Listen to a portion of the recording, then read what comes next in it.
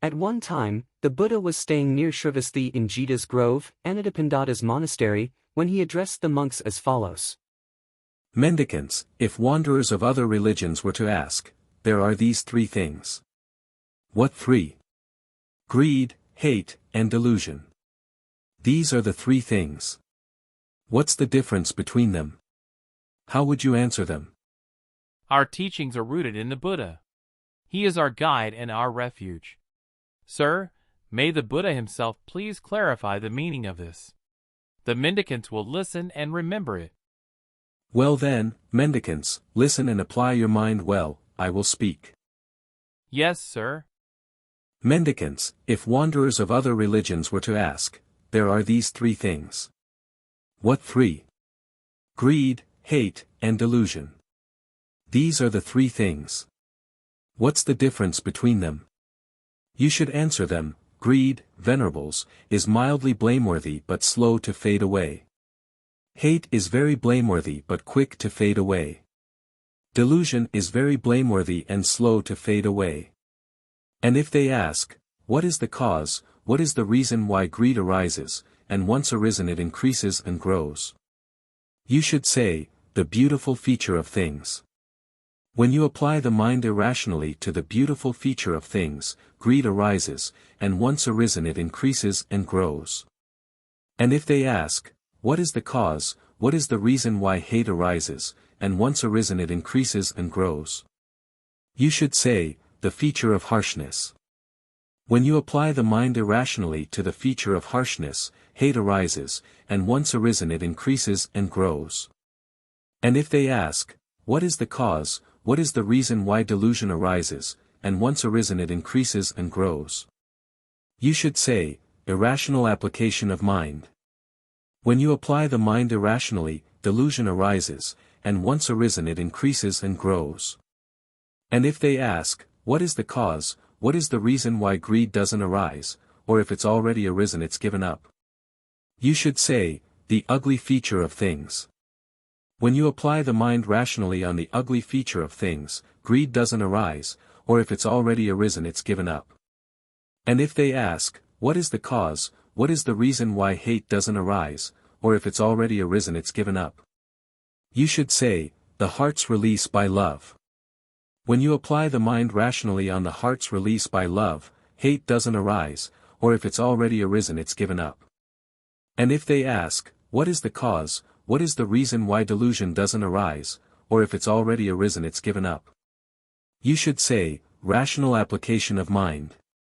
When you apply the mind rationally, delusion doesn't arise, or if it's already arisen it's given up. Thereupon, the wanderer Channa approached Venerable Ānanda and greeted him.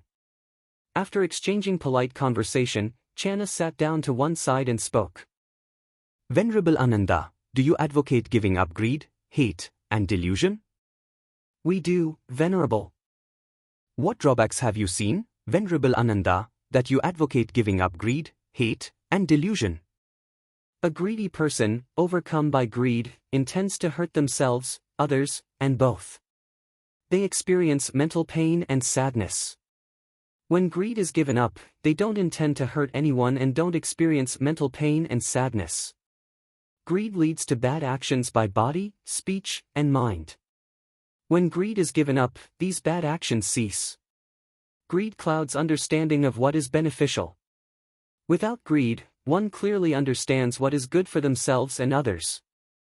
Greed destroys sight, vision, and knowledge, blocks wisdom, and leads to anguish, not extinguishment. A hateful person, overcome by hate, also intends harm and suffers similarly.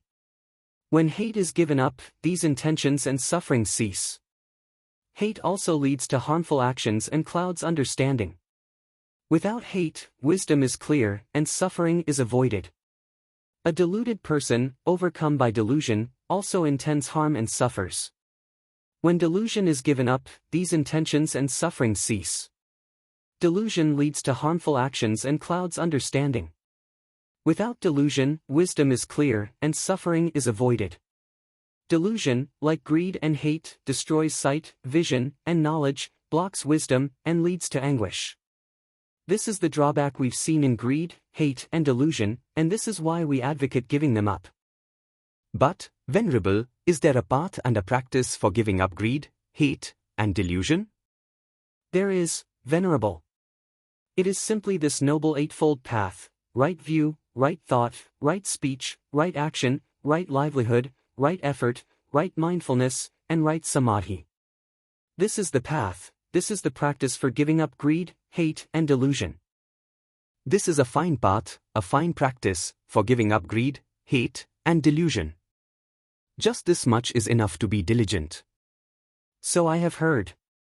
At one time, the Buddha was wandering in the land of the Kosalans with a large sangha of mendicants when he arrived at the town of the Kālāmas named Kesamutta. The Kālāmas heard of his arrival and spoke among themselves. It seems the ascetic Gautama, a Shakyan, gone forth from a Shakyan family, has arrived at Kesamutta. He has a good reputation.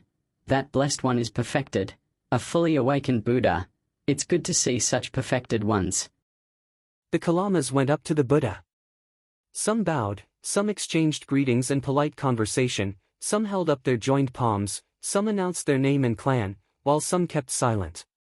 Seated to one side, they addressed the Buddha. Sir, some ascetics and Brahmins who come to Kesamutta promote only their own doctrine while disparaging others. Then other ascetics and Brahmins come and do the same. We are doubting and uncertain.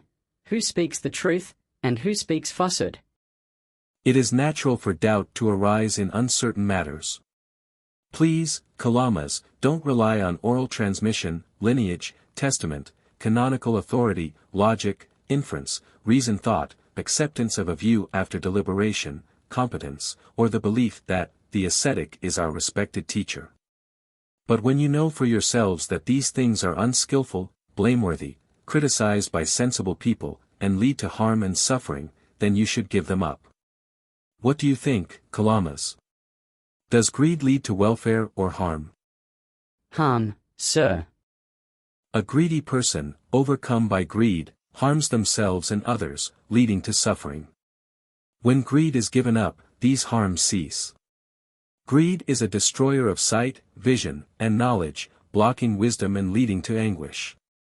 Does hate lead to welfare or harm? Harm, sir. A hateful person, overcome by hate, harms themselves and others, leading to suffering. When hate is given up, these harms cease. Does delusion lead to welfare or harm? Harm, sir. A deluded person, overcome by delusion, harms themselves and others, leading to suffering. When delusion is given up, these harms cease.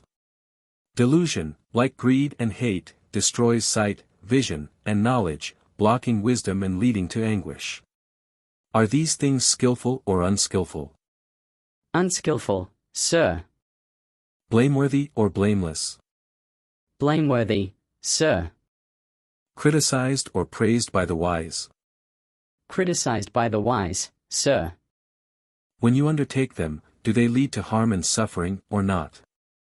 They lead to harm and suffering, sir. Therefore, Kālāmas, when I say don't rely on external authorities, but know for yourselves that these things are unskillful and harmful, you should give them up. Does contentment lead to welfare or harm? Welfare, sir. A content person, not overcome by greed, doesn't harm themselves or others, leading to lasting welfare and happiness. Does love lead to welfare or harm? Does understanding lead to welfare or harm? Welfare, sir. Are these things skillful or unskillful? Skillful, sir. Blameworthy or blameless? Blameless, sir. Criticized or praised by the wise? Praised by the wise, sir. When you undertake them, do they lead to welfare and happiness or not? They lead to welfare and happiness, sir. Therefore, Kālāmas, when I say don't rely on external authorities, but know for yourselves that these things are skillful and beneficial, you should acquire and keep them. When a noble disciple has a mind free of enmity and ill will, they meditate spreading a heart full of love, compassion, rejoicing, and equanimity to the whole world, abundant, expansive, limitless, free of enmity and ill will. Such a person gains 4 consolations in this life. If there is another world and deeds have consequences, they will be reborn in a good place. If there is no other world, they will still be free of enmity and ill will, untroubled and happy. If bad things happen to those who do bad, they will be safe, and if not, they remain pure on both sides.